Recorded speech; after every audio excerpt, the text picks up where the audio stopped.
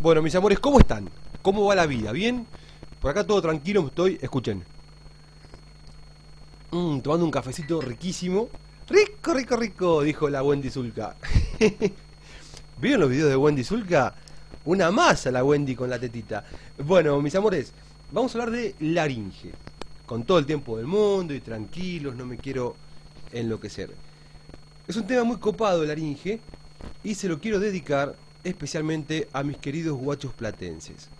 El otro día les tuve que dar una clase, yo preparé topografía de cabeza y cuello y cuando voy a dar la clase era de laringe, me había confundido. Se pueden imaginar, tuve que improvisar de la nada una clase de laringe, un tema que yo nunca había dado en un teórico. Así que bueno, fue bastante estresante el tema. Eh, Salió relativamente bien, no fue una clase guau. Pero bueno, nada, espero reivindicarme con estos videos de laringe. Y bueno, nada, les mando un abrazo grande. ¿Qué podemos decir de la laringe? Que es un conducto músculo membrano cartilaginoso que ocupa la parte media y anterior del cuello. Es un órgano impar y simétrico que representa la parte más superior o proximal de la vía respiratoria y constituye el órgano principal de la fonación.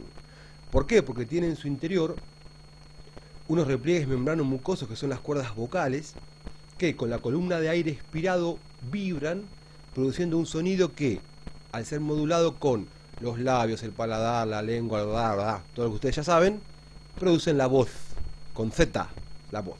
¿Sí? Bien, entonces, cuando hablamos de laringe, tenemos que hablar de los cartílagos que constituyen este esqueleto tridimensional. Es un rompecabezas tridimensional la laringe, que está formado por diferentes piezas, que son los cartílagos laringios, que se unen entre sí por medio de articulaciones, que también tenemos que conocer, formando esta estructura cónica, si se quiere, de base superior, con un diámetro transverso mayor en su parte superior, por eso es un cono de base superior, medio que redondea ahí, y una altura promedio de entre 5 y 6 centímetros. Es chiquitita la laringe. Cambia según el sexo y según la edad, pero promedio mide más o menos eso. Los cartílagos están unidos por articulaciones y comunicados por medio de músculos, que son los que le dan la motilidad al órgano. Son los músculos de la laringe. Después tenemos que ver que internamente está tapizada por una cubierta mucosa que presenta ciertos accidentes que merecen mención, por lo que tenemos que hablar también de la configuración interna. Después tenemos que hablar de lo que es la configuración externa y relacionarla con los otros órganos del cuello, que son importantes, tiene íntima relación con la lengua, con el ilioides, con la faringe, eso tenemos que verlo, con la tiroides, con el paquete vascular-nervioso del cuello, eso también lo vamos a ver. Y por último, como cada vez que estudiamos un órgano, tenemos que hablar de su irrigación, de su drenaje venoso, de su drenaje linfático y de sus nervios, es decir, lo que hace vasos y nervios de ese órgano. Entonces, presentado qué es lo que vamos a hablar, vamos a empezar a tocar el tema de los cartílagos laringios. Los cartílagos laringios son estructuras cartilaginosas que se ensamblan entre sí y dan esa estructura cónica de la laringe. Se dividen en... Qué rico está el café, che. Quieren uno, les convido. Aquellos que ocupan la parte media son medios e impares. Y hablamos del cartílago cricoides, del cartílago tiroides y del cartílago epiglótico o epiglotis. Y aquellos que son laterales y por ende también son pares, en los cuales nombramos el más importante de estos, que es el cartílago aritenoides, los cartílagos corniculados de Santorini y unos cartílagos accesorios que son constantes pero que no tienen una importancia muy determinada, que son los cartílagos de Reisberg o de Morgagni, que están en el espesor de los ligamentos aritenoepiglóticos, que ya después vamos a ver. Existirían cartílagos secundarios, pequeñas masas ovoides cartilaginosas entre los ligamentos de la laringe, que no merecen especial mención. Los principales son estos: cricoides, tiroides, epiglóticos, aritenoides, corniculados y hasta ahí nomás los de Reisberg. Vamos a hablar de todos estos primero de uno solo, del tiroides, cartílago tiroides. Empezamos con el cartílago tiroides y después seguimos con el resto. Bueno, ¿qué podemos decir del cartílago tiroides? Proviene del griego tireos, que quiere decir escudo, ya que, a manera de escudo, protege las cuerdas vocales. Estoy metafórico. Tiene forma de un libro entreabierto, con un borde anterior saliente, que sería el lomo del libro. El lomo es lo que se ve cuando está el libro puesto en la biblioteca, lo que se ve que tiene el nombre, eso se llama lomo. Entonces, un ángulo saliente, que es el lomo del libro, y dos placas cuadriláteras, que serían las tapas. Se abre hacia atrás, es un libro entreabierto hacia atrás. Esto es una vista anterior del cartílago tiroides. Entonces tiene una forma cuadrilátera, formado por dos láminas que presentan un borde superior, un borde interno que a su vez es anterior, un borde inferior y un borde posterior.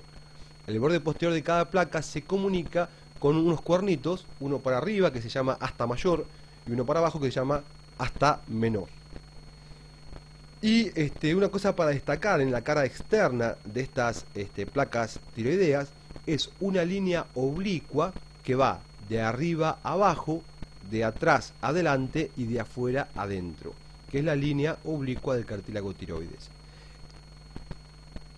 Este ángulo saliente, que es este lomo del libro, ocupa solamente la mitad inferior, ya que la mitad superior está ocupada por una escotadura.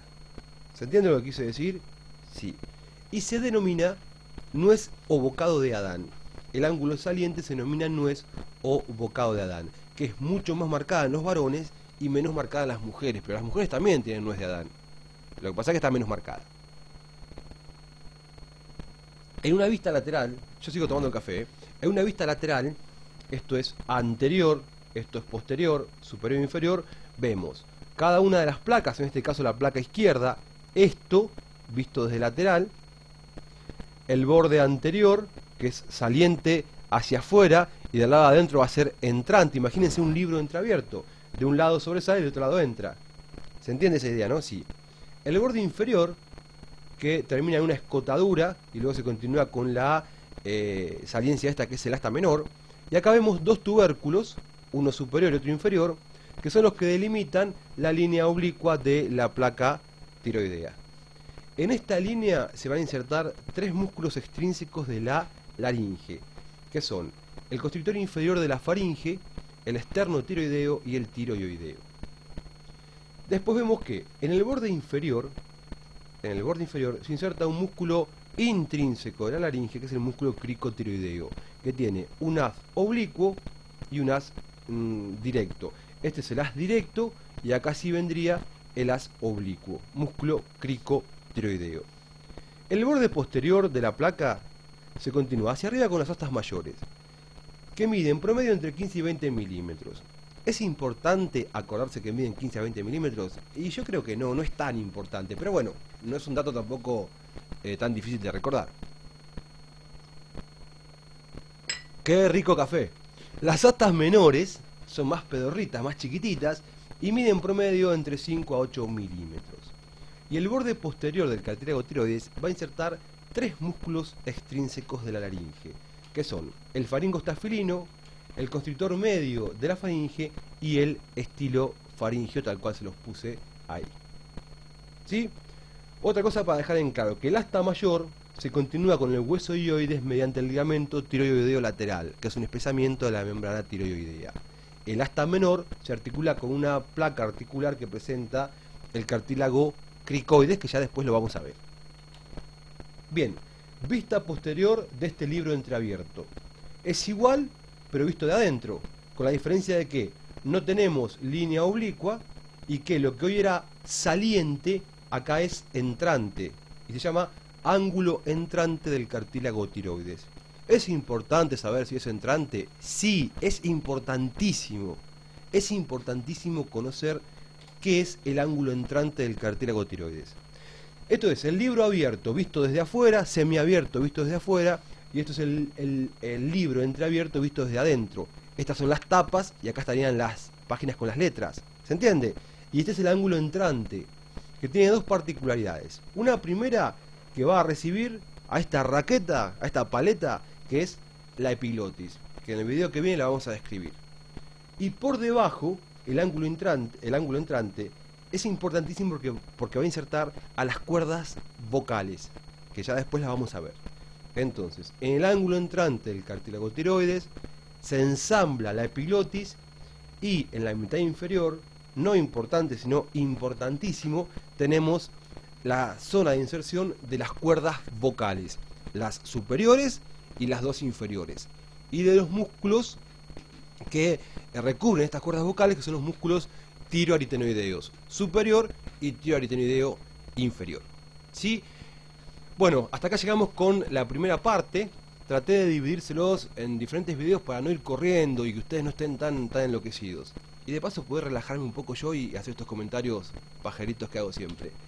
Gente, les mando un abrazo enorme, muy grande. Y fíjense cómo se durmió con la pelotita ahí. Es un duque el guachito. Bueno, mis amores, les mando un beso grande. La dirección de mail por si me quieren escribir y decir cosas lindas, solo cosas lindas. Y la dirección del blog para que pasen y bueno, compartamos un espacio copado. Un abrazo grande.